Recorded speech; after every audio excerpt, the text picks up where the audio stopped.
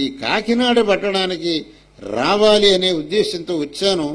ఇక్కడ మరో ఉద్దేశం ఏమిటి అనంటే చాగంటి కోటేశ్వరరావు గారు, ఆయన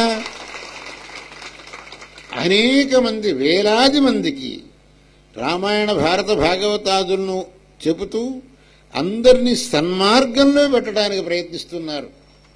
అనేక మందికి సద్బోధ చేస్తున్నారు. వారి యొక్క శ్రద్ధాభక్తులను చూసి నేను పరమ ఆనందపడుతున్నాను. వారి యొక్క ఈ శ్రద్ధాభక్తులు నిరంతరంగా ఉండుగాక. వారి యొక్క ఈ శిష్యగణం వారు వేసినటువంటి ఈ మార్గాల్లోనే నడిచి శ్రేయోవంతులవుదురుగాక. కేవలం జనులకు ఒక మంచి మాట చెప్పాలి, మంచి మార్గం చూపించాలి అనేటటువంటి దృష్టితో తమ జీవనాన్ని సాగిస్తున్నారు. అందువల్ల వారి విషయంలో నాకు అభిమానం.